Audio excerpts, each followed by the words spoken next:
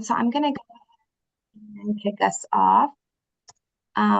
Welcome, everyone. Thank you for joining today's webinar, Design for Life, Exploring Universal Design for All Ages and Stages. My name is Lauren Schomburg. I am the Program Manager for Communities for All Ages, which is a program of the Mid-America Regional Council. Today's session will feature updates on the ROCKS project in Roland Park, Kansas, which includes 71 accessible units classified as universally designed, improve ordinance and incentive models for local governments, and implementation strategies for builders, developers, and designers. I want to thank the William J. Brace Charitable Trust for their generous support of Communities for All Ages. Just to give a quick overview of the Communities for All Ages program for those not familiar, it is a regional age-friendly city program that provides tools to help cities and other local governments recognize their role in supporting their older residents.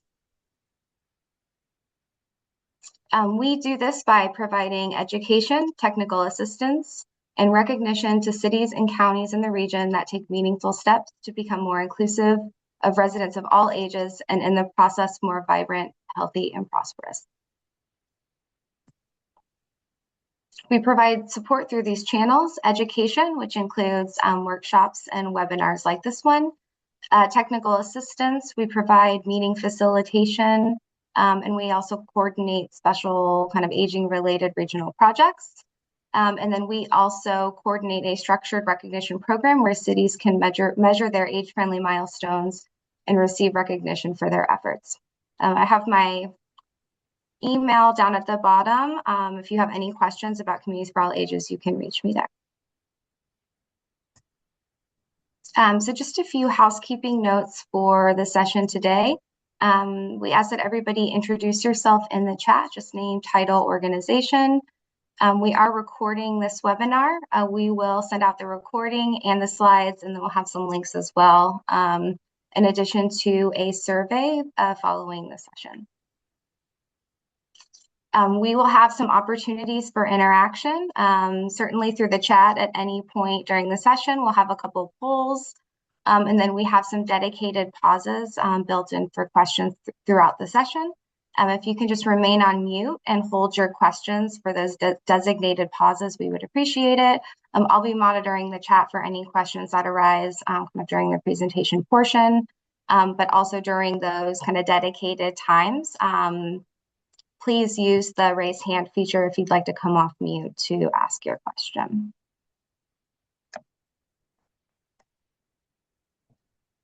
Okay, and with that, I'm gonna pass it over to our speakers. I think Richard is gonna lead us first. Richard has spent over 35 years in the field of architecture and product design and universal design in residential, public, and transportation environments.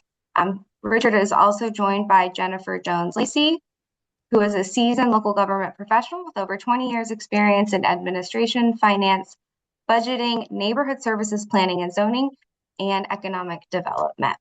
Welcome, Richard and Jennifer. Thank you.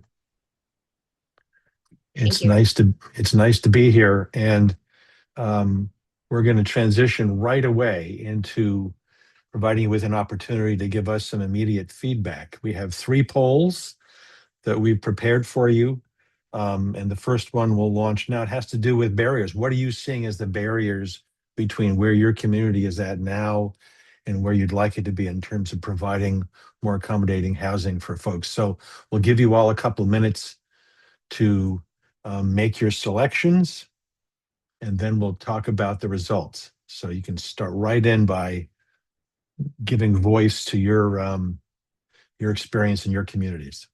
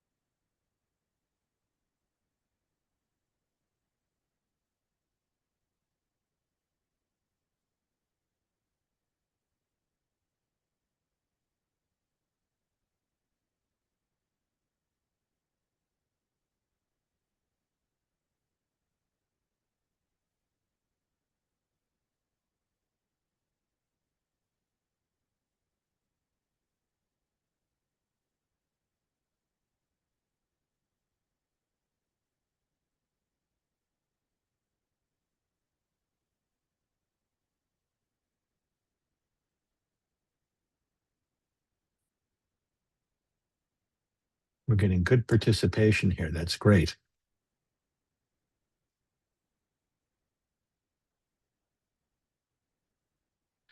So I think while the rest of you may be voting or trying to vote, I'll go over what I'm seeing from my end, which is um, a few answers are clustering towards the top of the list, led by just a lack of homes with age-friendly features. Not surprising. You shared that with most of the rest of the country, sadly. Um, Followed by lack of financial resources. Surely another big issue is we're living in a home that doesn't work for us. What do we do about that in terms of modifying it and maybe even making a selection of a different home? I think another top vote getter was uh, the current home. The current home is a problem. So the current home is a problem when you look around to find other homes that might be have better age-friendly features. You're not finding much. And then followed by lack of planning, always a big issue. We tend to wait, us older adults anyway, until way too late in the process to be able to make some meaningful decisions. And then, of course, lack of awareness of steps to take. Well, that is terrific responses. We should save that. And we can share. I'm going to hit the share the results button. And then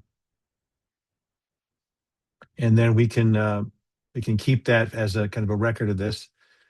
And Ashlyn can, I'm sure, find a way to get that off of my screen, if not anybody else's, because I'll try and share my screen. So those are the impediments commonly shared throughout the country, and some of which, many of which, we can address, at least in terms of you taking planning steps in your communities. There we go. And with that as a table setting, I will start my first presentation.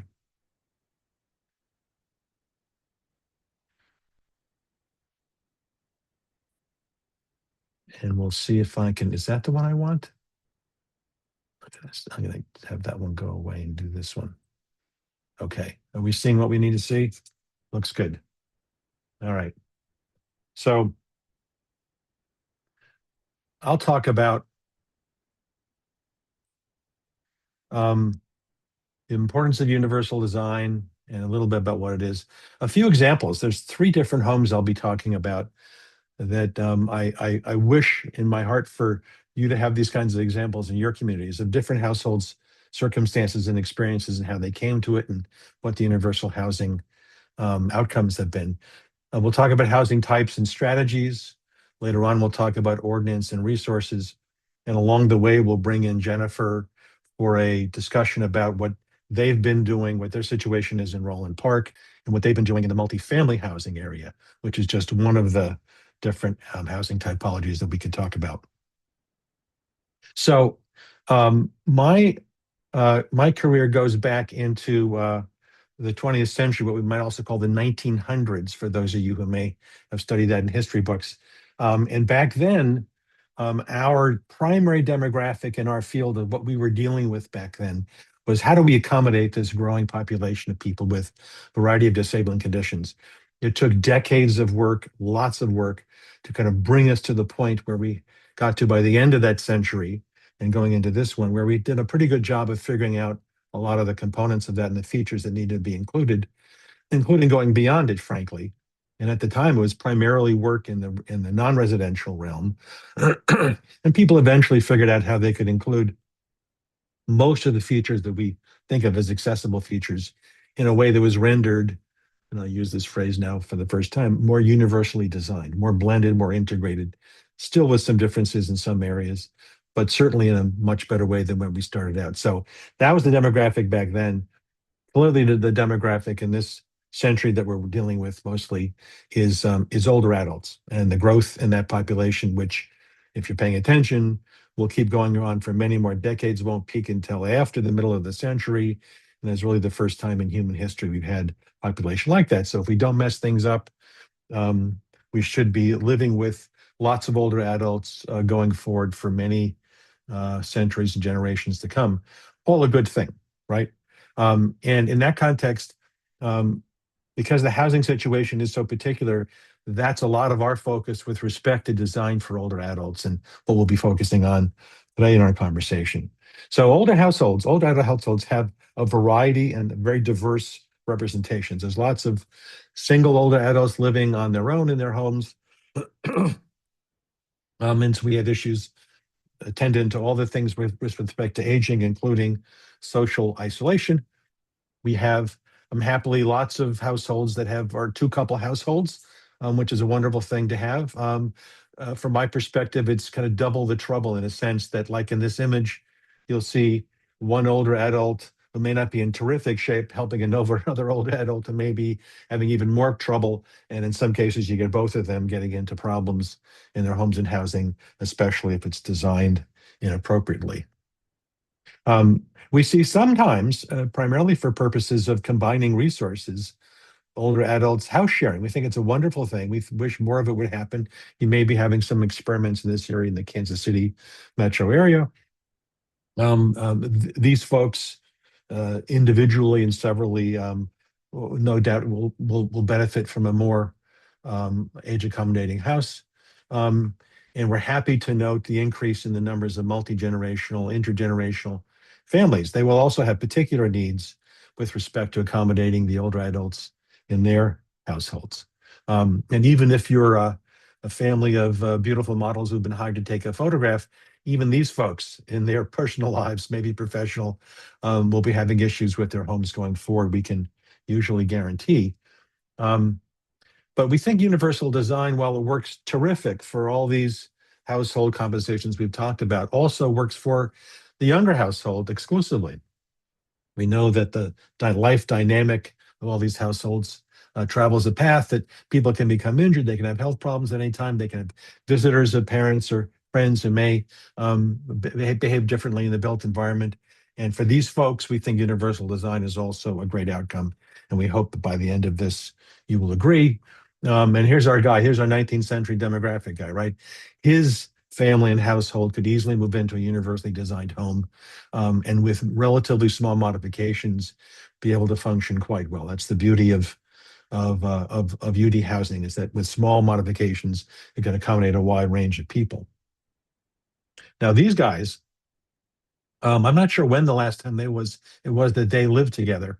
And poor Charlie at the end there has passed on in the last few years. But surely all of those folks, they're all in their 80s.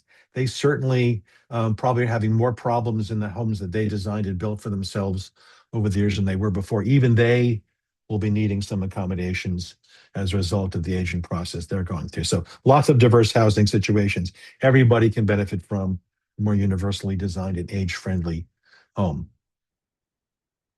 So this is a pretty good working definition of what we're thinking of when we talk about aging in place. Everybody wants to age in place, and all of us, one way or another, are aging in place. Some of us more successfully than others, and it's really successful aging in place that we're talking about. Some of us are aging in place maybe not so well, right? And our homes and our home environments can make a big difference in how well we can age in place. And it may be in the place we're in right now. We know that the research nationally and for decades has said the same thing. Most older adults want to stay in the place we're in now. The problem is, for a lot of us, that may not be the best place. And we'll talk a little bit about some of the challenges that people face in kind of making that vision a reality. But aging in some place, maybe it's the home you're in now, maybe it's another home in your community. Now, this guy is kind of my hero. Looks like he's taking care of himself. He's hitting the gym. We know that lifestyle can have a huge impact on your successful aging, as well as these other factors, including your home design. But even he, at some point, will need some accommodations in his home compared to how he might have behaved in it decades earlier. Everybody can benefit from a universal designed home. So you can attest, I'm sure, from your personal lives and from your professional lives, probably, that lots of older adults are having trouble being able to continue living in their homes safely and independently because of the design of the home, and maybe some other factors as well. It's just the reality of the housing stock out there. It's why we're spending so much time on this. And as I said, almost all of us say that we want to stay in the home we're in now, Sadly, too few of us do that much about it until maybe it's too late in some cases or it becomes an emergency. But the remodeling process itself is challenging. For those of you who've gone through it, you know how disruptive it can be. Um, Depending upon the kind of house we live in, there's no guarantee actually that we'll have an outcome in our own home as we might need it to be in terms of our independence and safety. So from home to home, from household to household, it may be a viable option. It may not be a viable option. And that's part of the challenge. And for those of us who are planners, and if we're looking ahead and planning ahead, even us may have some limited alternatives. It may be that we're looking around in our communities, hoping we can find a place in our neighborhood, maybe a place in our community where we can live in a more age-appropriate home, and we may not find as many alternatives as we'd like to see. I think you all in your communities can help attack those two issues. How can we make more remodeling happen? It's easier and more beneficial. How can we provide more alternatives for folks for whom that option just isn't appropriate? And that's part of why we're here today. So this is a house we show relatively often, generally when we're talking about um, entry features and some of the interior features. I won't dwell too much on the design features of this home because the story I'm telling about the occupants is really where I want to go with it. But I'll start you out with this. So we've got a single story home. This is an attic window vent up there. And we, colleagues of mine, this is over 20 years ago now, designed the house with a gentle sloping pathway from the driveway on the right up to the first floor. The first floor is level. I mean, the porch level is level with the first floor of the house, so there's no step in at that point. It also has a roof overhang. We love roof overhangs in universal housing and age-friendly housing for a couple of reasons. One is that as older adults, we find ourselves taking longer to come and go from the house, perhaps than we had in decades prior. We'd love to have weather protection from rain, snow, ice, and even heat. And having a roof overhang is a real beneficial thing. It also provides a place for putting a table or a chair where you might want to put a package down as you enter or exit. It's a great place as this porch is for sitting. We love the social aspects of that and the convenience of it. There's also kind of an engineering element to that, is that if you have a level entrance, porch same level as your first floor, you don't want to have driven rain, snow, or ice accumulate at that doorway and then leach into the house in various ways, even if you got good flashing. So that porch roof helps to prevent that from happening. So we like porch roofs for lots of reasons. And this shows a house that has some of this going on. It also has stairs. So it has our gentle sloping pathway. It also has stairs. You could add railings to these stairs. In many cases, you want to add them at the beginning, but you may not have to always. But adding railings will always make those safer because stairs are dangerous for everybody to use. But you've got this gentle sloping pathway that's firm, stable, and even, avoiding sod, avoiding uneven flagstones, gravel, anything like that. It's got to be firm, stable, and even. And happily, there's a lot of things you can use, materials you can use to make that attractive, and not just the kind of plain old concrete that you see here. So the real story behind this house is that colleagues of mine worked with the builder to convince him to include these features. They worked with him on marketing the home as we thought it might be usefully marketed. The first person who bought it had no interest in any of the features we had, both outside and inside. It was a single guy. He liked the house for all the other reasons we buy homes, the location, the size. It was a small house, maybe 15 to 1800 square feet, I think, couple bedrooms, the amenities and so on. This was an infill project in a medium density, kind of close to the inner city area of Raleigh, North Carolina, which was fine, right? So he moved in and enjoyed it for a few years, and then eventually moved away. And the house turned over, and I took the opportunity that time to meet with, you can see here, the realtor of the house. So we're sitting in the kitchen. So I'll talk about a couple of features here before we move on. And it's a peninsula, lowered peninsula, so it's a sitting area for the breakfast or with lunch or snacks or something like that. Also, for someone who operates from a seated position, you could pull up under that, use it as a work surface. We have front controls on the stove you see behind there, and not a whole lot else that's obvious about it being more particularly accommodating. Counters are this standard 36-inch height. Cabinets are the standard height, 54 inches above the floor at the bottom. There's a few other things, one of which I'll mention in a minute. But in any event, I met with a realtor to go over all the marketing um, methods I thought that she might use to market the house. As it turns out, the second buyer of the home was someone who was acutely interested in all these features, plus the other features of the home that I mentioned earlier. This person was from the aging sector, so knew better, and also knew that dad was coming to live before it's so very long. And so all the stuff we put in the house would make a big difference for her and for him in their life going forward. So it wound up being terrific. So the lesson from this is that if we're building enough of this universal housing, you can relax about who's the first occupant of the home or maybe even the second occupant of the home. The features are built in there forever.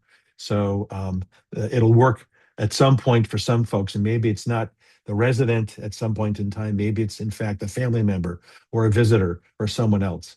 So things will be in place that'll work for folks regardless of what the occupancy is, firstly. So a couple of things here, something we don't do anymore. So I'm kind of being truthful to you about this. So back at the time we were experimenting with this, we thought, well, we can have regular cabinetry and regular counter height. Maybe have a snap away cabinet fascia on the front. So you can snap it away, instantly convert it to a wheelchair accessible counter height. Well, we tried that for a while and we realized eventually that while you could do it, it took a little bit of effort to do it. You wouldn't have to alter the countertop height, but you didn't have a result that was really appropriate for someone who is a primary cook or chef in the house, right? The countertop is still too high. And while this might accommodate somebody who's visiting, maybe an Airbnb or something at this point, it really wasn't going to accommodate someone who's living there full time and needing to have a fully functional kitchen. So we don't include that anymore in our UD kitchens or age-friendly kitchens. If you're doing a customized house for someone, that might be an option to include. And there's a few other things like this in the house that we experimented with and don't gravitate towards any longer. Kitchens are the most challenging room in the house to do this conversion from accommodating a fully standing person to someone who's seated and using a wheelchair all the time. But still, you can make some inroads, as we see here in the picture on the left, and some of the other features in there. So some things we try, we experiment all the time. Not everything survives. So here's the bathroom, the master bath. Nice tiled shower, no curb, no threshold.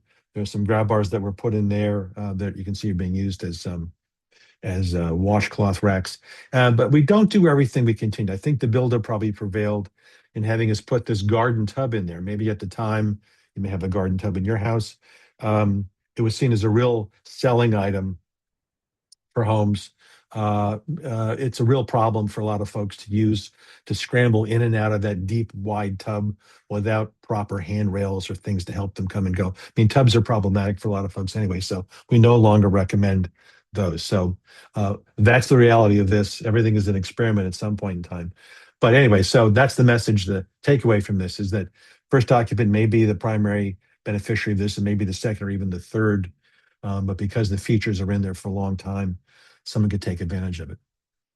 The next example is quite different, not an urban infill, but a suburban greenfields project, real suburban development, much larger home, much larger lot size, multiple bedrooms. You can see here, it's actually two-story. There's two fake dormers on the left, but there's actually a bonus room above the garage. We'd be happy with a house that had the guest bedrooms or the grandchildren's bedrooms on the second floor as well. I'll talk later on about these 4 essential building features that need to be on the reachable level. This home had them. So here's the porch level with the first floor with that roof, of course. This is the direction that 90% of the people came in and out of the house. A few of them used the stairs that were going up in this part of the house over here. But that's the primary way that most people came in. There was some interesting grading that had to happen because of these graded entries, including window well, retaining wall, little retaining galvanized provisions to make all that work out without having any harm done. and some other things we were experimenting with in that house at that time back in the day, which is things like a raised dishwasher, which we still kind of like but don't push any longer. So many of us have back trouble who are ambulatory, and reaching down, reaching into dishwashers can be a problem. So raising the dishwasher is an interesting idea. I recommend it for others of you to experiment with that. Front control stove, always very good. You avoid having the people look at the controls on the back and see them, right? Our eyesight may be more challenged and it may be darker. You may not be able to see it. So having the controls on the front. And in this kind of angled orientation, it's particularly useful. And a lot of really simple things that are commonplace now. We had slide out shelves and base cabinets. These days, we're looking much more at things like base cabinet drawers as opposed to doors, which make an even bigger difference. And in the master bathroom, we had a three-way bathroom with, you could walk in, you could roll in, you could sit on the bench, you could transfer onto the bench. We had a handheld shower. We also had a tub. Again, looks like a kind of a deep spa type tub, like a whirlpool kind of a thing, maybe more challenging in and out of. But because we had blocking in the walls all around there, adding a grab bar later on would be an easy thing to do. So the story with this house is that it was first occupancy. Again, we worked with a builder on designing this, and the first occupant was in fact what we would call like a young, older adult household in their 50s, late 50s. And they were planners. They were people who were planning ahead, thinking, well, we want to stay here for a long time. This is our forever house. We will use these features we'll like at some point in time. And they pulled the trigger on that. We were happy for them.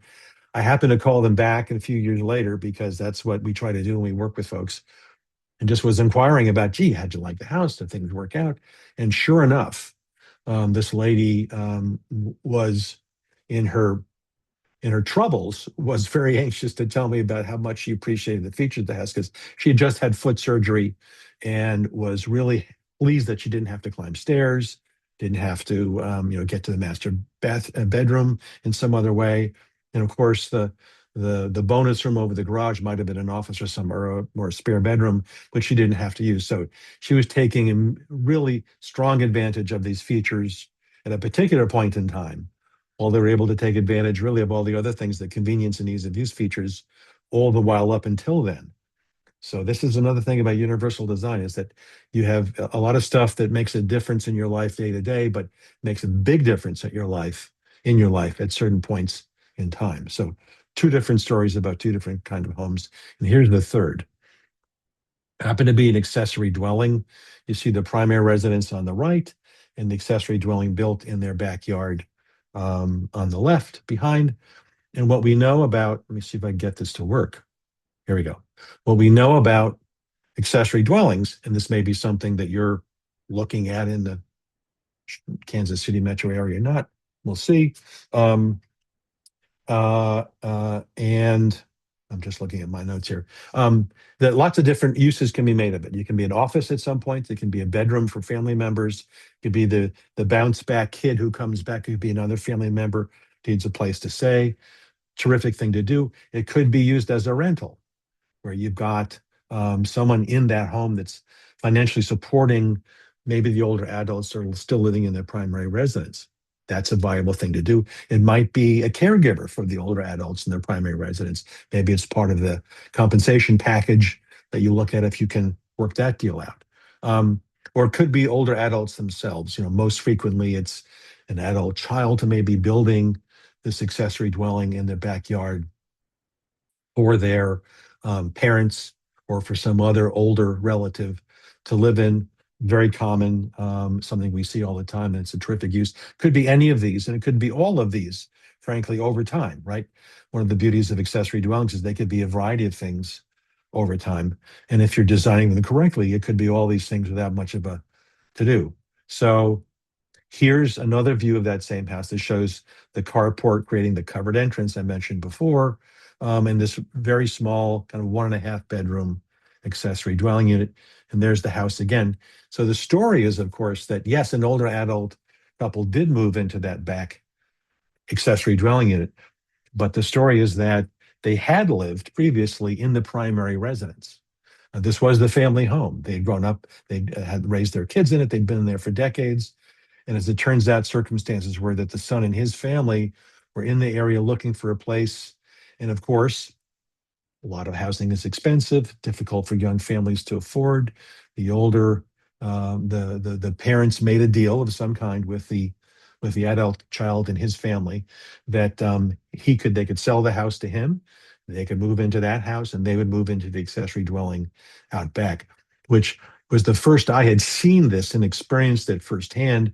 We actually have a video on this family's very particular story that I will also make a note to get to Lauren if people are interested in that. It's a compelling story that's told by various family members, especially the mom. In any event, so fully age-friendly accessory dwelling, little porch they've got off the side, carport, works well for them. Difficult transition, but just one other example of how you might render this in your community, whether it's with single-family detached or the other housing typologies we'll talk about, including accessory dwellings. I think I've probably gone beyond my intended time here, but we'll have to deal with that. So what we're after with universal outcomes, and really is the same thing as age-friendly housing, is housing that looks good and works well. If it's distinguishable from other homes in the community, you probably haven't done a sufficiently good job in design. The idea is that it blends both inside and outside. It promotes ease of use and convenience all the time, and spectacular utility during certain times in our lives. I want to remind you, it's not just one story. It can be two-story homes as long as we have certain key features on that main level, which we'll talk about in a minute. And it is emphatically not the same as a super accessible home, which is what some people conflate it with, or even a home that has good-looking accessibility in it, which are terrific things to have. Just not what we're talking about. We're talking about much more adaptable, broadly appealing kind of homes and housing, both to older adults and other folks. So you've got to have a step-free entrance in your universally designed home. You got to have doorways that aren't too narrow. You got to have these four features on the main level, or at least a reachable level: a usable bathroom, the bedroom, a universally designed kitchen, and a laundry. Once you've got those, there's a lot of else that can happen. It's not just one size fits all. It's also nice to have some outdoor living space that is available to people who are living in the home or who are visiting. So without going into too much detail on these features now, which we can do another time, that's what we're looking for outcomes in the housing that we think would benefit a wide range of people. So in terms of housing types,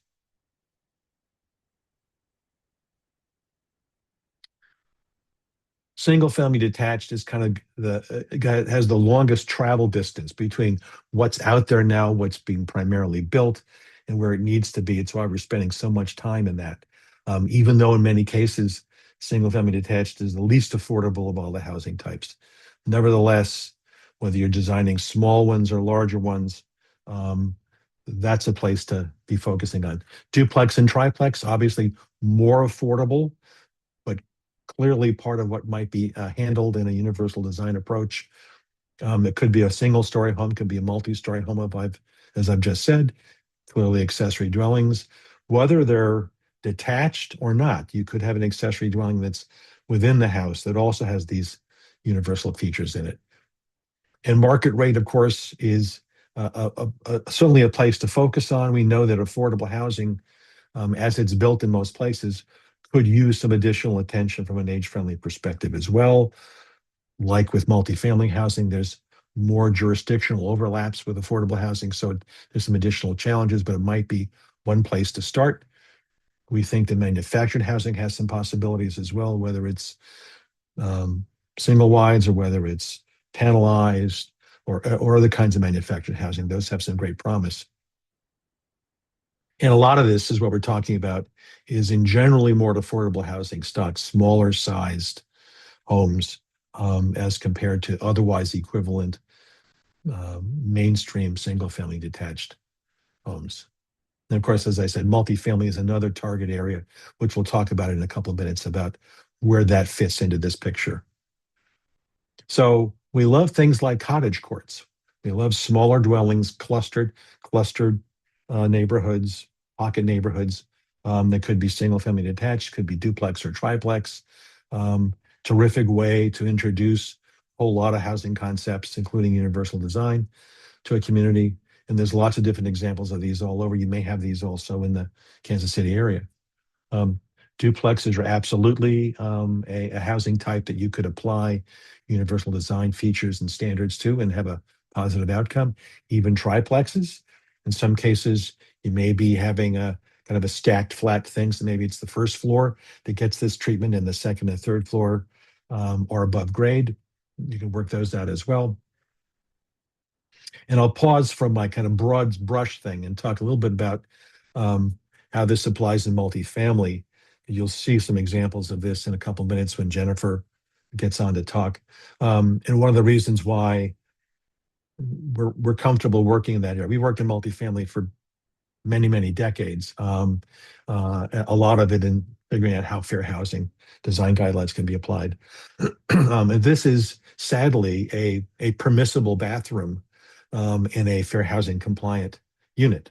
And, a fair number of multifamily housing projects built in the past 30 years have bathrooms like this that squeak by in terms of being acceptable. And one of the reasons why we're working in that space now is you can see obviously how small these bathrooms are, how similar they might be to just regular bathrooms. Even swinging the door out would make a difference, right? But imagine someone trying to use this bathroom with a walker, maybe who uses a wheelchair, maybe who needs a caregiver in that bathroom. Very difficult. And think about reaching the faucet and the taps in that tub, squeezing themselves in this space next to the toilet. Very difficult. So we're reacting against this, hoping that this happens less and hoping that there's more kinds of bathrooms like you see in the right-hand side. So the left-hand side is a type A bathroom, typical to many, the five fixture bathroom, generally 5-ish feet wide, 8 feet long. The right-hand side, not that much better, but somewhat better. At least you move the fixture to the opposite wall. You've got the tap on the tub and shower more accessible than it is in the left-hand image. And this is a step in the direction. If you're going to move in the direction, this would be a place to start in multifamily or maybe even in other housing types if you're starting with the standard kind of bathroom you see on the left. So this is a particular design tip I've got here. So that's just some of the housing types we want, some of the features we'd like to include, and then the strategies we would offer to you as a starting point might include some of the following, and we'll go through some of these things, and then we'll talk about Roland Park. Awareness campaigns and education campaigns might be the place to start. And maybe that a lot of people, when you talk about this, give you a blank stare and they want to know what it is you're actually talking about. Oh, is this the ramps we see around town so often? No, it isn't. So you can do a demonstration home like they did in Raymore. You may have done in other communities around the area as well. Very effective. People love walking through homes. They can touch and see and feel exactly what these universal homes are like. It communicates very effectively what we're talking about. That could be done in partnership with the homeowners, the Home Builders Association, and a variety of other local groups and associations you could work with on that. Design competitions is a big favorite of ours because they do a lot of that too. It educates the housing industry, elected officials, consumers, agency staff, and it even puts some plans out there that might be used or adapted in the future by others, whatever housing type you're focusing on. That works very well. Or having housing forum. This is kind of a housing forum here. We've done it before in the Kansas City area, thanks to Mark. And you could have one in your own community to gather people together to talk about this, to help educate folks and raise awareness about the needs of this going forward. You could adopt an incentive plan. We'll talk more about this later on, but you could have all kinds of levers you can pull from the planning perspective. Relief for parking requirements, fast tracking permitting, density offsets, waivers or refunds of permitting fees. Some places use special kind of tax abatements for some kinds of projects. Those can be tried. I'll talk a little bit more about the results of our research on that. And the mandate area, you could include this as part of inclusionary zoning if you're using that in the Kansas City area. And then always with incentives or mandates, you need some kind of design guidance. What are you pointing at? What are you talking about to people? So that has to be included in whatever plans you come up with. Let me see. Yes, I think we're going to go to this first. So the other two things to think about, we'll mention this again after we come back from a Roland Park conversation, is the other decision you need to make is, do we focus on new construction or renovation? Each has benefits, each has merits. We know that there's hundreds, thousands of units of existing homes in the metro area that need some attention and that could actually have some positive result from an age-friendly perspective. It's a more complicated endeavor than new construction, but these are some of the things you'll need to be covering. And let me see. Yeah. So with that, I'm going to back out of my presentation and pull up Jennifer's very fine presentation, which I shall do here, and then pitch it to Jennifer. She has been introduced.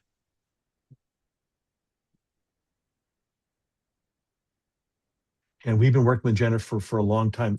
She is crackerjack, I will just tell you that.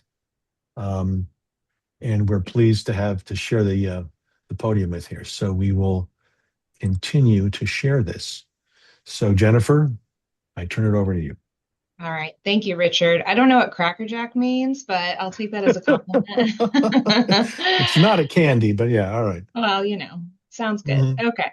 So hello, everyone. Good morning. I'm going to go into a little bit of what we have done here in Roland Park, give you a little bit of background about our ordinance that we developed and the impetus for that, and then go into where we have applied this in the city. Next slide.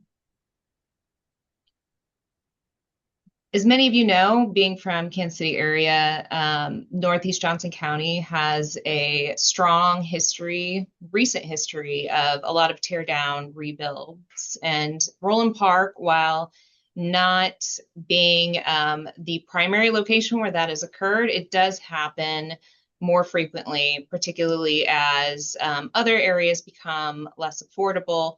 Folks want to focus on Roland Park, Mission, areas like that. And so on the right, you'll see an example of one of those situations where we had an older home that was torn down and then rebuilt with a much, much larger home. And so knowing that that's occurring, the council was really interested in helping people to age in place. If they're going to be building new homes, let's find a way to make those homes more accessible and, implementing cost neutral accessibility features. And also, if you're going to do a significant renovation, then maybe we can incentivize that. Roland Park is a community for all ages, and so that was something that was a priority for our council. So they decided to adopt this ordinance in 2021, which is essentially a universal design incentive policy. They wanted to take the carrot versus the stick approach, of course, because this is kind of a new idea. We're not forcing it on anyone, but if somebody does choose to take advantage of this, they could have 100% of their building permit fees waived. And so that would just require them to provide plans that show a certain amount of accessibility features. And then this applies to new builds for single family, multifamily, as well as if you're doing 60% or more of a modification to an existing home, as well as accessory dwelling units, etc. We do have one massive project that is currently underway, as Richard mentioned. The Rocks is a multifamily multifamily development that's actually mixed use that is being built right now. And they decided, the developers saw that this was available and they really wanted to take advantage of it. Of course, for them, that's a significant dollar figure. And so what that looks like is that at least 30% of the units will be these type A or universally designed with age-friendly interiors. So the type A has more accessible features, whereas the age-friendly universal design has enhanced interior functions with easy modifications. And so what that means is that, perhaps you provide the space for a feature, and upon request, it would be added to that unit. And we require the architect who is working on the project to verify that these are in fact compliant. And so Richard and Hannah, his team, worked very closely with the architects on the project to make sure that it was in fact meeting these guidelines. And so for the rocks, that is 287 total units. So that's 88 that are split between type A and universally designed age-friendly units. They did get their fee waiver of 125,000, almost 126,000. And for them, obviously, very much worth it. There were some additional building permit fees that they had to pay for the commercial space, as well as the parking garage, and then plan review. But the actual permit fee for the building itself was completely waived. So that was a huge benefit to them. And they're in the process of building now, and we're excited to see them putting this in and get it going. And with that, I'll turn it over to Richard. Thank you, Jennifer. That's a great background for this. So if you're familiar with the multifamily housing arena, if you're talking about buildings that have elevators serving them, in general, you'll have two types of dwellings in them. You'll have the type A dwellings that Jennifer mentioned, which are the more accessible, talk about those, and you'll have the fair housing, so-called type B units for all the rest. And we love type B units because they mean that they're on an accessible path of travel, that they're the occupants of the units have availability of all the accessibility features throughout the community, accessible parking, paths of travel, clubhouse, pool area, and so on. That's all great. When you get inside of the type B units is where you get into some challenges, which I mentioned. Specifically, the bathrooms can be quite small and still be compliant. And the other thing that we have some problems with are the kitchens, which aren't particularly accommodating for people with different ability levels as well. So we're trying to fix that problem, and we're using the rocks as an opportunity for us to see what we could do with a certain portion of what otherwise would be type B units. How about we convert those into units that would be more accommodating for people throughout their lifespan? And I think we were pretty successful because we got some real design results in both the bathroom and the kitchen areas that we think are really beneficial. So as I said, they also had and still have the type A units that were there designed to begin with. We're happy to have those in there. They may have included a few more than the minimums, as it turns out, which is also great because you can never have too many of those as well. So we have those combinations now. We have in that project traditional type B units, these enhanced type Bs, there's age-friendly universal design, and the more or less regular type As. They did a good job of design, and you'll see when you visit that, as you I hope you will, on the opening ceremonies at some point, maybe next year or so. But with the type A's, you do get some enhanced accessibility. In this case, you've got some built-in grab bars at fixed locations in the bathrooms. You have the more or less standard blocking, which we would advise is kind of limited because it only addresses a particular area of showers and near toilets that may or may not correspond to where you want to have a grab bar installed anyway. And in some cases, you'll have a kitchen that's specially designed with lowered counters and some modified, generally reduced storage as a result. So we love type A's, but they're not quite what we were looking for. So they're in there, but we were able to work it so that we had these additional between 20 and 25% of the total that were UD and age friendly. So we like that. And people were, I'm sure they'll be dancing in the kitchens when they come in there and they do this. So in age friendly, we had some of the maneuverability that you might find in a type A unit, broader applied blocking so grab bars can be more easily installed wherever people need them. We don't really so much care for grab bars installed at first occupancy before people get there because everybody needs a grab bar at a different place. and that can be limiting. So broadly applied blocking, and bathrooms with much the same kind of maneuverability and curbless showers in there. All good stuff. Generally better maneuverability throughout the entire apartment than you might find in a standard type B unit. And in the kitchen, enhanced storage by means of pantry tile style storage, which is our favorite, base cabinet drawers, and alternate locations for the microwaves. We know that microwaves always and only placed over a stove, well, it may seem like a small thing to a lot of us, can be a bigger deal for older adults, taking hot things out of that overhead location and having to move them safely to another place in the unit. In any event, so we feel we got a really good outcome from this. We look forward to seeing what this is like, as you all will, I'm sure. And part of what we think the developers getting out of this is the second check mark on the right-hand side, marketing opportunities.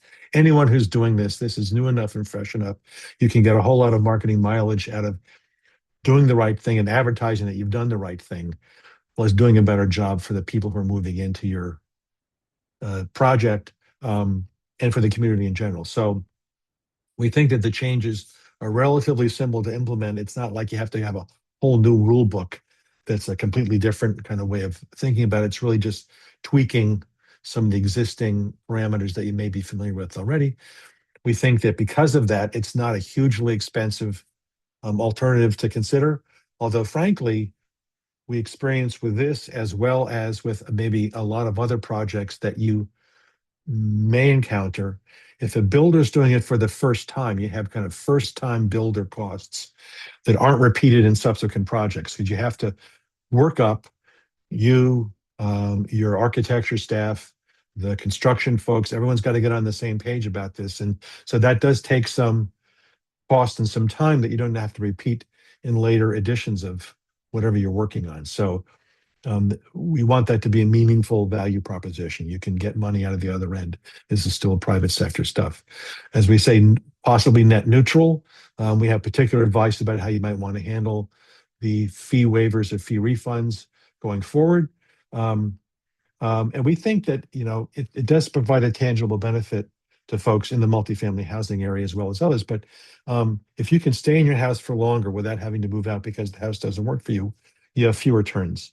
And for apartment dwelling, fewer turnovers means you have less money you have to spend between tenants. And so people can stay there longer. It's always a good idea. And all of these, I think you'll find, are good looking and high functioning. It's both.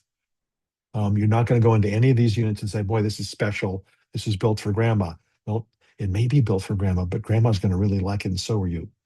So that's where we got to with Roland Park, and so we're all anxious to see what the outcome is going to be for that. So thank you, Jennifer, for letting us work with you, and for, let me see if I can get this to happen, for sticking with it for quite a while. So let me go back to my slideshow, and we'll continue from where we left off. Hey, So we Richard. finished. Yes. Go Sorry to ahead. interrupt. When you pull your slides back up, can I talk you through how to turn on the closed captioning? We've had a couple requests for that, and it's Yes, and disabled in our Zoom. It's a time to pause for questions as well. Great, perfect. So you want to tell me something? Go ahead. So you'll have to pull the slides up first. I don't have them up. Okay. So if I do this, okay, here we go. This and this. Okay. And then you'll want to start the slideshow from your current slide. And then if you navigate to the bottom left and just kind of hover over, you should see the CC. Yeah, there you go. Great. I appreciate it. Thank you. Thank you for that. Okay. So now I'll be distracted by my text, but I'll try and be a professional. So we've gone through, a lot of housing type stories about families, particular examples in multifamily and other areas. And from the perspective of a municipality, I want to kind of engage in this question before moving too far ahead. But do we have any questions from people in chat or otherwise, Lauren? I don't see any in the chat, but people are welcome to raise their hand and ask questions now. Now's the time to pause.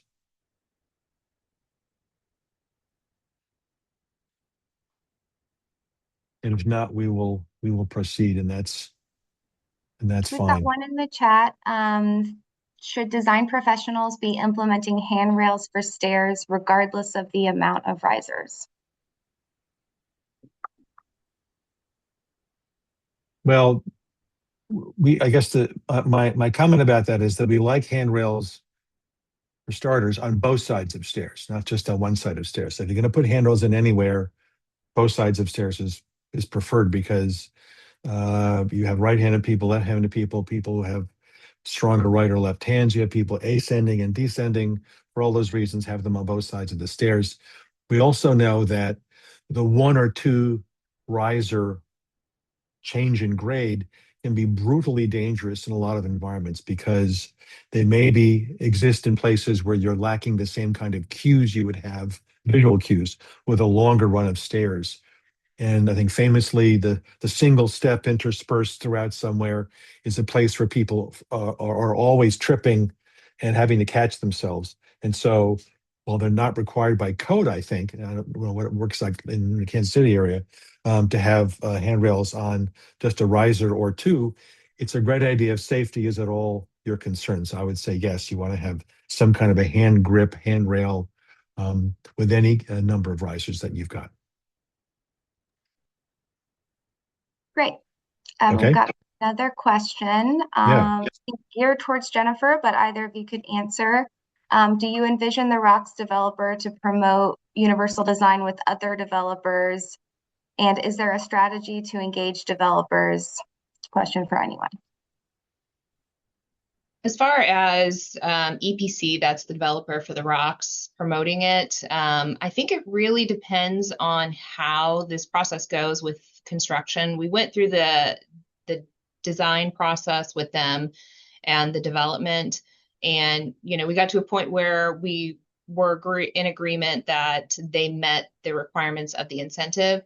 And when it comes to actually going through and ensuring that they did in fact put in these units, we're going to be doing sort of some just kind of like a spot check of a variety of random units to ensure that they are in fact as they stated they would be. I think if that all goes smoothly, I absolutely think that that would be something that they would support, particularly if they find that they are getting a lot more traction from the fact that these are age-friendly units that bring in perhaps a new audience or have a higher demand. And so part of the agreement that we made with them is that this has to be advertised on their marketing materials. And so we want to make sure that people are aware of the fact that this exists, as well as that there are additional accessibility features that could be made available to them if they made that request. And so, so I'm hoping that it's something that catches fire, but we have to just kind of wait and see. I don't know if you have any ideas or thoughts on that, Richard. Yeah, it is something that we look forward to at the back end of this. Everything is still in process now, so the dust hasn't settled, literally and figuratively. I forget when it's expected to open. Is it next year, Jennifer? Sometime? No, 2028. Yeah, spring of 2028. All right. So should we all be around, then we will look forward to that. But I think that prior to that, we'll probably renew our conversations with the developer to see how they're feeling about things. I'm sure that we'll be able to have looked at the project in its later stages of development as well and get a sense about how things turned out. And we hope so. We hope that they can be a spokesperson for this kind of thing going forward. Okay. Anything else, Lauren? We've got one more. How are their plans for the properties to be monitored for repairs and maintenance following occupancy? Are there standards established for upkeep to maintain property values? And I think that would fall under just code enforcement type issues, rental licensing. We have a rental licensing program, and if there's ever problems with the units, then tenants can contact us. We also do inspections, on a scheduled basis for all of our rentals. As a new facility, I would anticipate that that will not be a problem for a long time. I do believe that Roland Park has one of the oldest apartment complexes across the street from this in Johnson County. And, they've sure we get some complaints on that, but ultimately, it's not terrible. So it's just, I think you would just go through your standard property code maintenance process. Okay. I think we can go and ask our colleagues there to maybe roll out poll number 2, which has to do with, we talked about barriers to getting more of this stuff done. And the next poll question has to do with what challenges does the lack of better designed homes present? So here's the poll, and have people weigh in on that.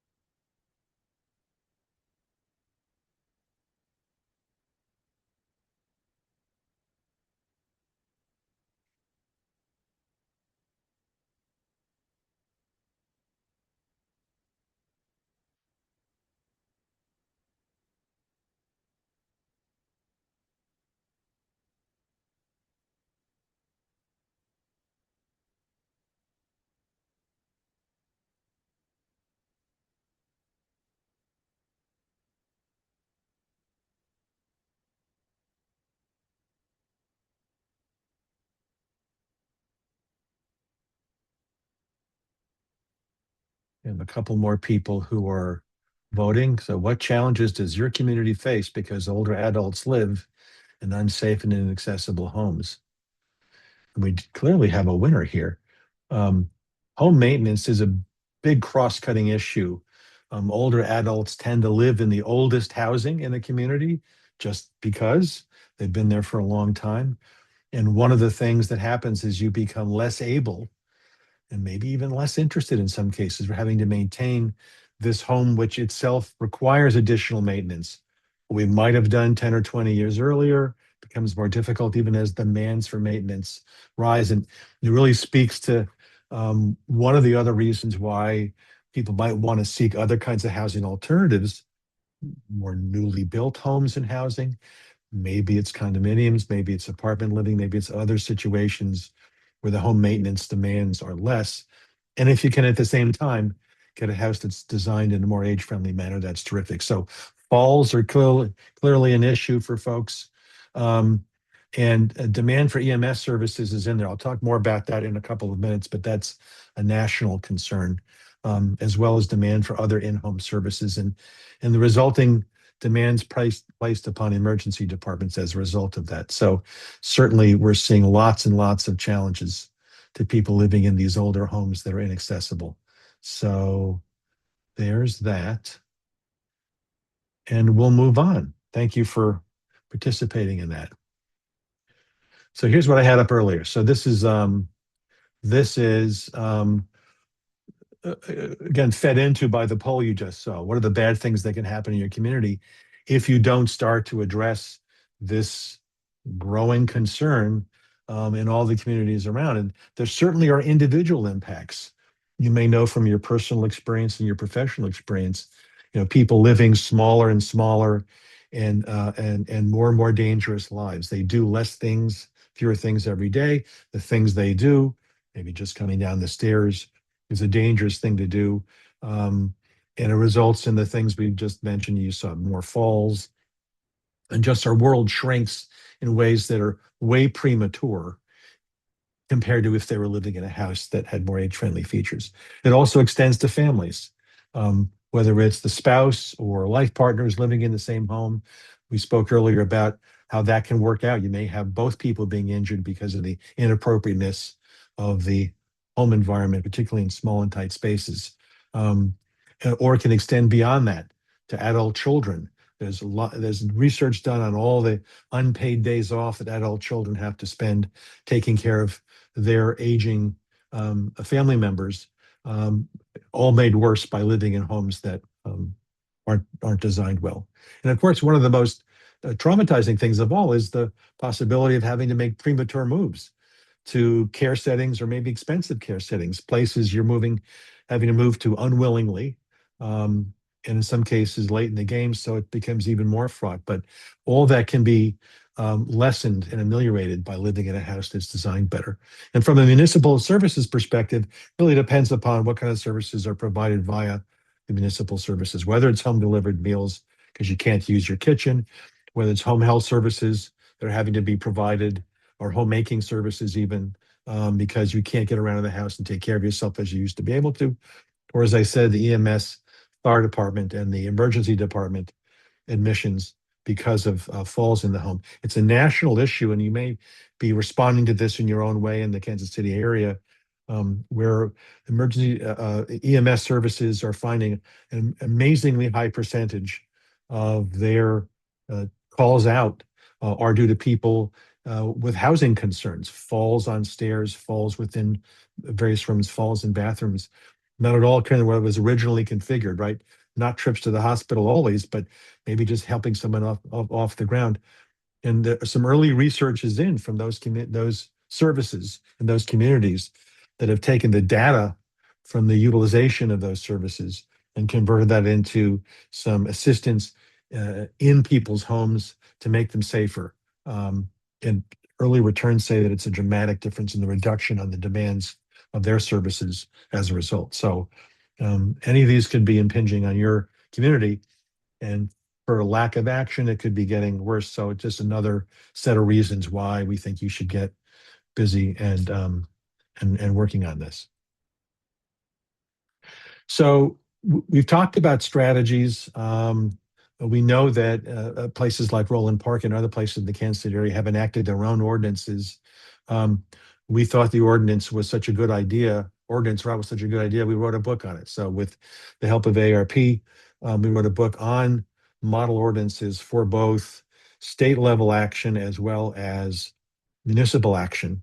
And it's one of the publications that I think Lauren is making this and some of the other things we'll be talking about on clickable links. And if not, we'll be getting them to Lauren for distribution afterwards. But anyway, it covers a lot of territory in this about why you might want to pursue this model and some of the things you might want to be keeping in mind, whether it's adopting an ordinance new or tweaking an existing ordinance for your consideration. So for the benefit of the Kansas City area, we kind of took our knowledge from that book and converted it into a new model ordinance that we concocted based upon inputs from a variety of sources. And as you can see here, it is compelling reading. You can't put it down once you start reading it. I'm sure to some people it is compelling reading, but it does read like a model ordinance does, with lots of whereases and legal clauses, the things you're familiar with if you're working in that area. And what we were featuring, and this is the standard array of sections in the ordinances: the purpose, the definitions, the scope. We give options for incentives versus mandates. We give options for how you might create exceptions and what might happen in those exceptions if you're using mandates, and implementation as well. This is kind of the standard offerings of municipal ordinances in an area like this. So all that is in there. And it presents you with, as you go through this, and we'll make this available to folks afterwards for you to consider, maybe to adopt on your own, is a lot of different questions. So there's housing typology for start. What do you want to focus on? Obviously, the broader you go, the more challenging you have to get existing ordinance to accommodate all these various different building types. So narrower is maybe easier to start with.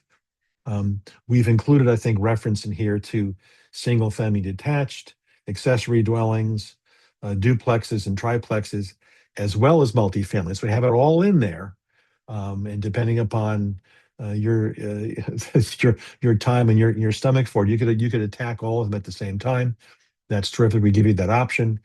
We're also covering, again, to be broad about it, both new construction and renovation. I would argue that each has a place. Renovation, I think, is a more challenging area to work in because there's so many more flavors to a renovation project than to a new construction project.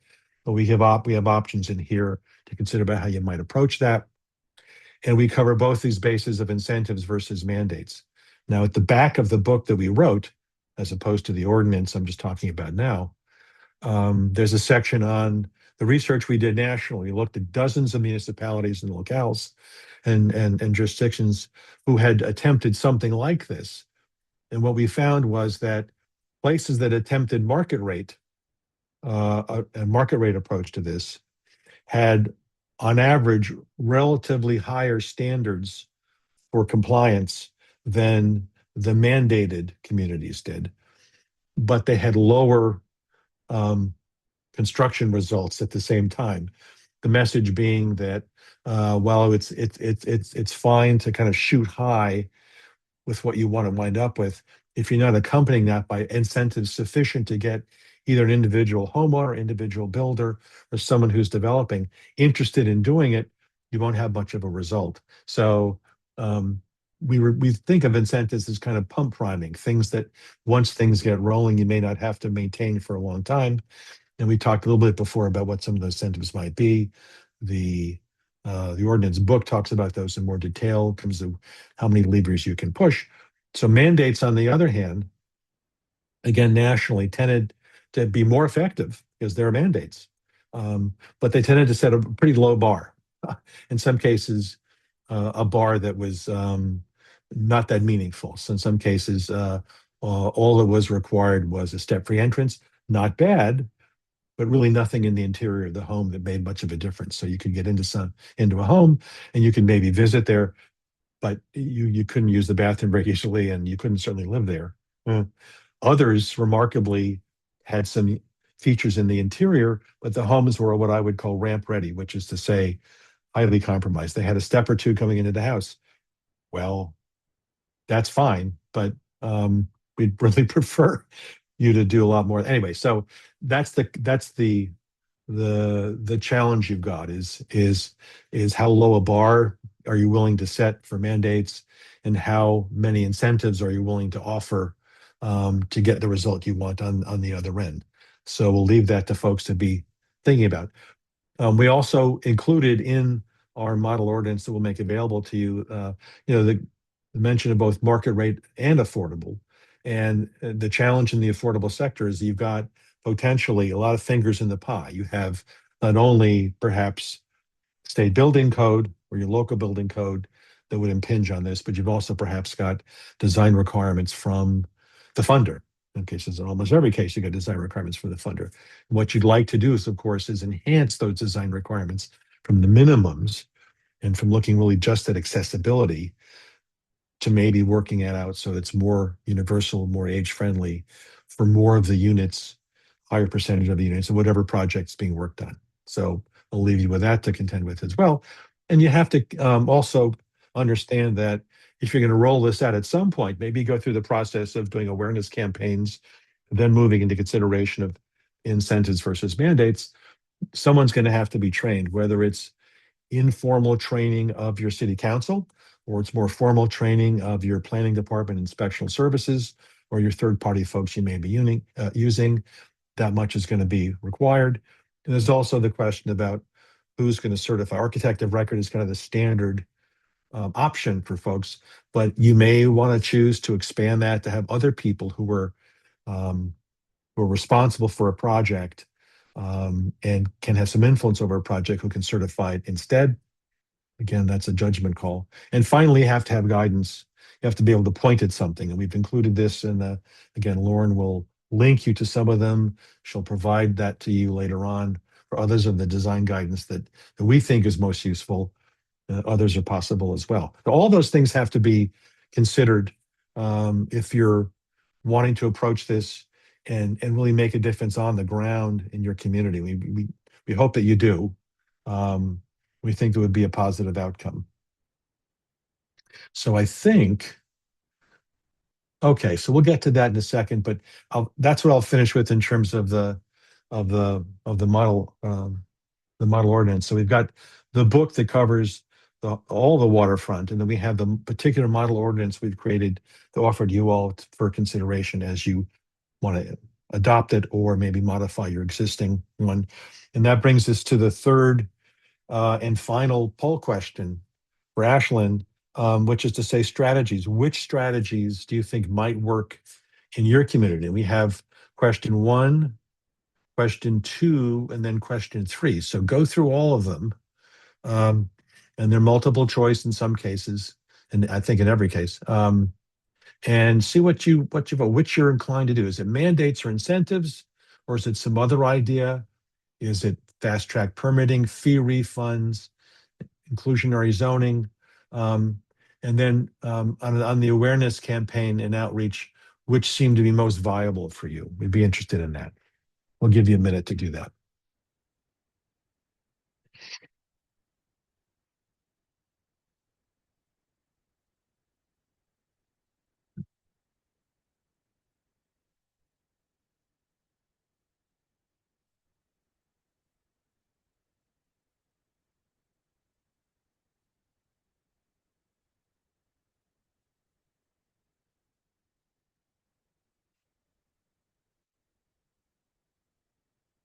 Okay, the votes are coming in. We have a clear winner in the question 1. And in question 2, we have a competition for first place.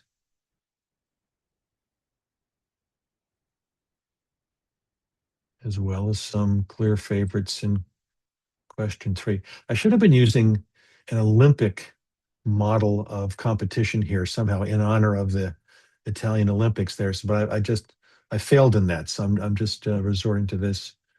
We could have gone some real spice to this whole thing. So give people a couple more minutes. We have a few more folks, I think, who might be chiming in here. But let's take a look at where we're at then. So which strategies might work in your community? You had 3 choices. You had design mandates, design incentives, and another idea. We had one other idea, but design incentives were clearly the favorite for folks. Lauren, do you see the other idea that maybe was placed in the chat? I do not. I don't think. Okay. We will get back to that. Maybe they're in the process of doing that. That's fine. We'll get back to that. Question 2 is, if incentives, which of these strategies might work in your community? So fee refunds is a clear preference. We like the refund idea rather than the waiver idea, because that means that people have to pay the refund up, the fee up front, and then depending upon their compliance, they get the feedback at the other end. Fast track permitting was also a big favorite, but some folks thought that relaxed parking or increased density or some connection to inclusionary zoning might be viable as well. And question 3 was, which awareness campaign might you opt for? And a key starting place, at least, was a housing forum, which I think is a great idea. Get the ball rolling, get people from your community contributing and volunteering ideas. And second place was demonstration home. Again, Raymore done this, others may have done this as well as the design competition. And again, they have some other options in the chat. Anything coming up in the chat, Lauren, you can report on? Nothing to report. Okay.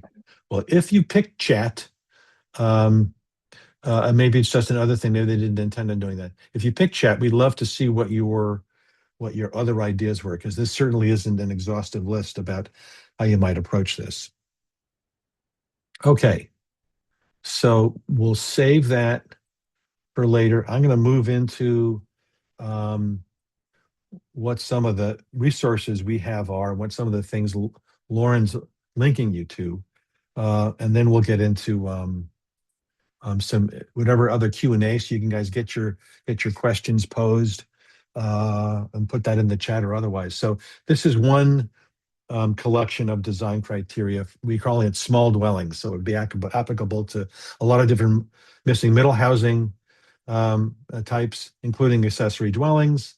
We take people through rationale and guidance and so on that. We think that's useful. We also developed something for multifamily. So we've got that, to help you kind of wend your way through these various jurisdictional overlaps in multifamily and what might your options be there. I think we'll get that to folks later on. We actually were part of this is some other resources for general purposes now. So in a research project looking at townhome style projects, the multi-story, small footprint, to see what might be possible in that context. And my advice to an older adult, to someone who may have a disabling condition, is if you're living in a townhome, my best advice is move. Because we know what you know is that they're very difficult to modify. Not impossible, but it's one of the most difficult housing types to be thinking about aging in place in. The other one would be the split level, which presents lots of challenges other homes don't. You actually had the nation's first version of this. We did another version later on, but accessible universal home remodeling we did for Mark. This is another edition we did later on, but Lauren, you probably still have that on your website or available to people digitally. I'm thinking that you probably do. And if not, we'll make it available. And AARP, we've done work with them for years. They're especially focused on housing for older adults. And so accessory dwellings is a big push they've made over the years. They've got a couple of really good books about it. Here's our model ordinance again. And this is the second of their 2 accessory dwelling books. This is we liked Housing Design Competition so much, we produced a book on that as well. So we'd be happy to make that available to people who want to pursue that angle. It gives a lot of how-tos. We'd also be happy to work with folks on that. And they've got a lot of other things in the missing middle genre, and as well as kind of neighborhood improvements beyond this, and their home fit guide, which is really kind of a DIY consumer-oriented guide to assessing your own home and what kinds of changes you might be able to make. It seems like I'm an AARP staffer, doesn't it? I'm not, but we work with them for 4 decades, and so I have a lot of respect for their focus and what they do. So no apologies on that. But finally, and maybe we've helped you move in this direction slightly, that we think that if you take this design approach, you can say that you're taking an approach that reflects the understanding that variation in human form and human performance is ordinary and expected. So it's not a big deal. We have to advise people to relax. And this stuff is for us now and for all of us at some point during our lives. So that's us. We're in Asheville, North Carolina. And I will pull back from this and stop sharing. And then we can entertain questions, and then Lauren, I'll pitch it back to you for a final word. Any questions that come up, or people that want to go off mute and ask something?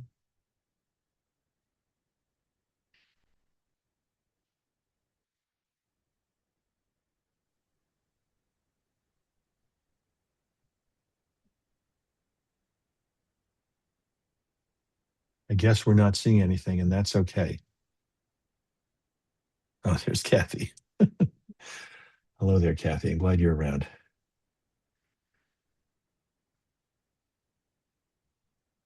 All right, so this is, there you go. Okay.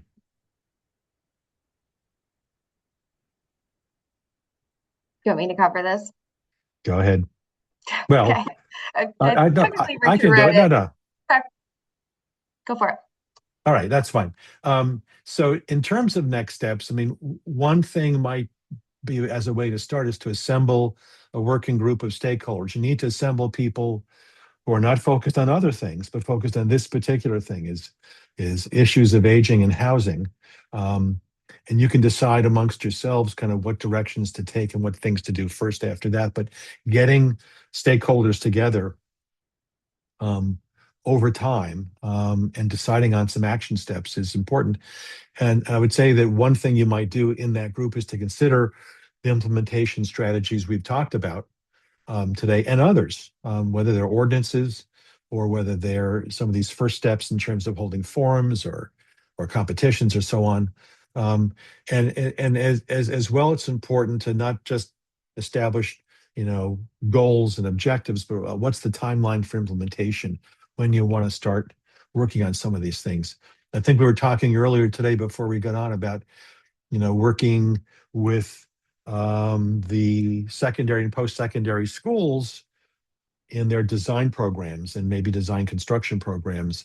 That's one way you could try to make some long-term changes, educate the students when they're open-minded and they haven't been beat down by their jobs to get them kind of rolling into their first professional experiences with some of this in there. But anyway, so create a timeline.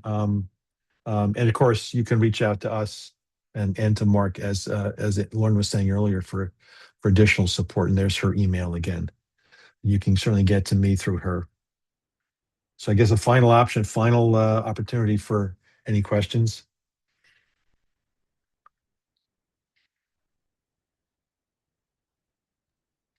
I don't see anything in the chat. Okay.